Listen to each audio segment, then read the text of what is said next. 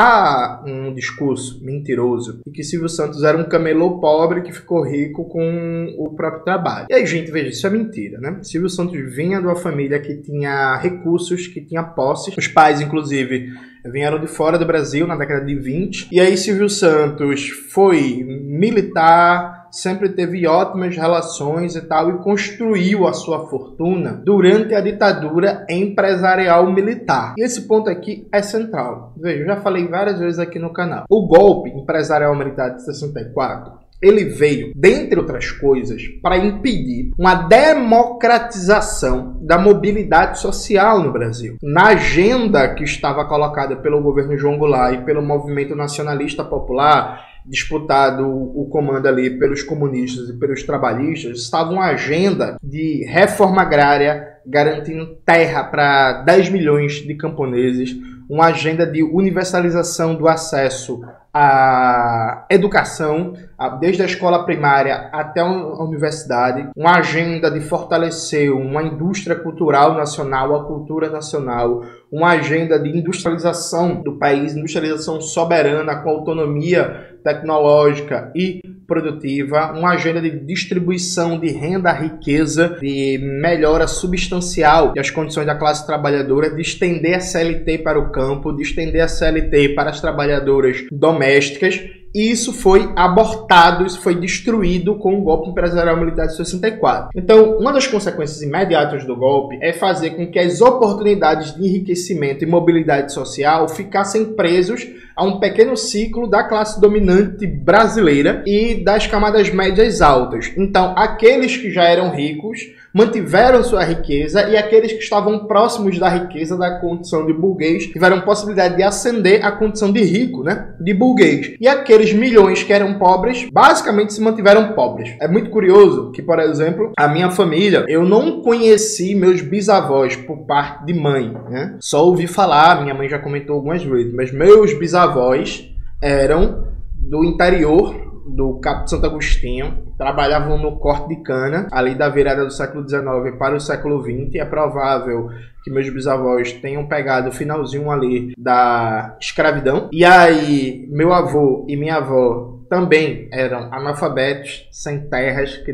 trabalharam no corte de cana, passaram a vida inteira trabalhando 14, 15 horas por dia sem nenhum nível de segurança alimentar. Dos vários e vários filhos da minha avó, um terço deles morreu, né, nos primeiros anos. Enfim, a mortalidade infantil gigantesca. Minha mãe, uma mulher negra, também semi-analfabeta, só fez até a 4ª série, naquela dinâmica de êxodo rural. Veio do interior do Cabo de Santo Agostinho para tentar a vida em Recife, trabalhando como o quê? Trabalhando como trabalhadora doméstica, né? Trabalhando como o povo chama em casa de família. Nunca teve um emprego que pagasse mais que 2 salários mínimos. Nunca.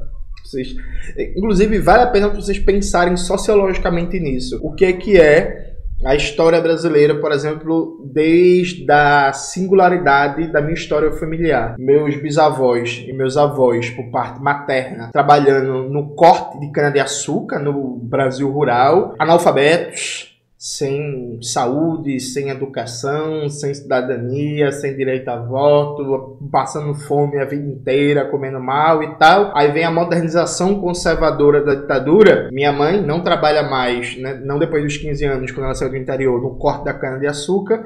Vai trabalhar como empregada doméstica, também semi-analfabeta, e nunca ganhou mais que 2 salários mínimos na vida. Aí as coisas mudam um pouquinho no século XXI. Eu sou o primeiro da minha família a fazer curso superior. O primeiro da minha família a fazer curso superior e um primeiro a ter um salário maior que 2 salários mínimos. Quando eu era professor da rede estadual da Bahia, e eu lembro que eu falei pra mãe quanto é que eu ganhava, assim, na cabeça da minha mãe, caralho, dinheiro muito! Dinheiro muito! Tipo assim, cara, meu filho tá rico. E não é, né, gente? Era 3 salários mínimos e meio, mais ou menos. E assim, beleza, pra quem vem da miséria e por aí vai, mas assim, sabe? E aí a ditadura, ela garantiu esse quadro. Ela garantiu que não houvesse uma democratização da sociedade brasileira, democratização econômica, social, e que o quadro histórico de uma sociedade de capitalismo dependente, com ultra concentração de renda, riqueza e propriedade, fosse mantida. Fenômeno muito bem descrito nos livros, por exemplo, do Clóvis Moura, O Negro do Bom Escravo ao Mau Cidadão, no livro da Lélia Gonzalez, Por um Feminismo Afro-Latino-Americano, e também no livro do Rui Mauro Marini, embora não tenha pego todo o processo, pegou a síntese da questão, O Subdesenvolvimento e Revolução. Então, o Silvio Santos é um cara que dentro desse quadro forjado pela ditadura, ele conseguiu ascender economicamente a condição de um dos burgueses mais importantes do país. Ele não era um camelô que veio de baixo. O Silvio Santos foi do exército, foi paraquedista, tinha ótimas relações com os militares, como mostra essa matéria do Brasil de Fato.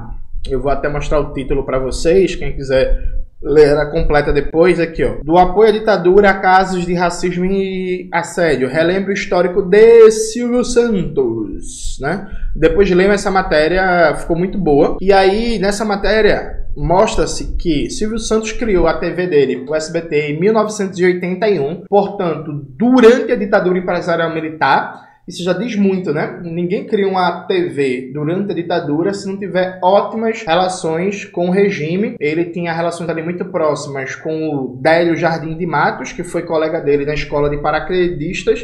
O Délio era ministro da Aeronáutica do governo militar do João Figueiredo. O próprio Silvio Santos disse em 2018 que o Figueiredo deu uma televisão para ele.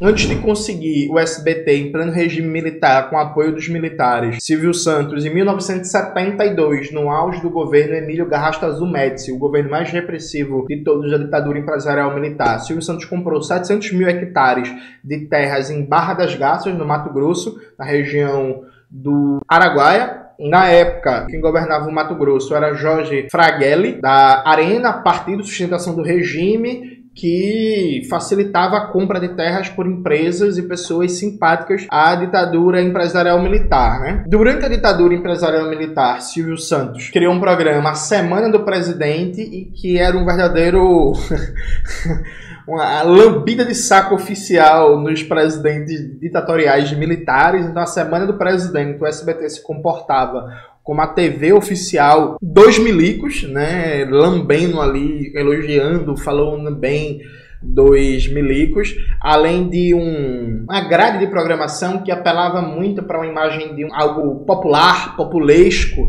né? Então o SBT é a televisão próxima ao povo, que dialoga muito com a classe trabalhadora, e a ditadura gostava disso, né? Diferente da Rede Globo, para além das novelas, o SBT meio que assumiu um perfil de programação menos refinado, por assim dizer, e que teria mais penetração na classe trabalhadora e era importante para o regime. Aliado a isso, Silvio Santos retomou o programa A Semana do Presidente, que ele exibia durante o governo Figueiredo. No governo Bolsonaro, em 2020, pegou mal.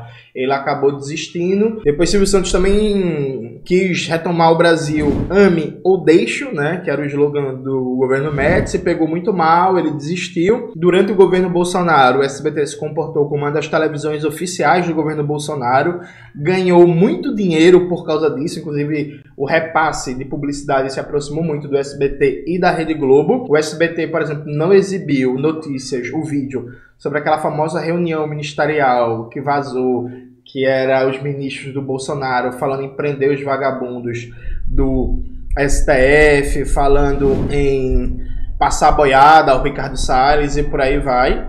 Então, assim, o Silvio Santos é um cara que ficou bilionário, que virou um dos maiores burgueses do Brasil, usando um conceito do Lukács, que talvez até seja inapropriado enquanto conceito, mas enquanto palavra é bom, de um intimismo à sombra do poder. É aquela figura que sempre se colocou como serviçal do grupo político e do regime político do momento, soube tirar disso muitos dividendos, né, muito retorno financeiro, e aproveitou os contatos, né, os jovens hoje em dia meio colonizados chamam de network, né, soube aproveitar o network que tinha ali, conseguiu construir um império, percebe? E aí, isso é muita síntese do Brasil.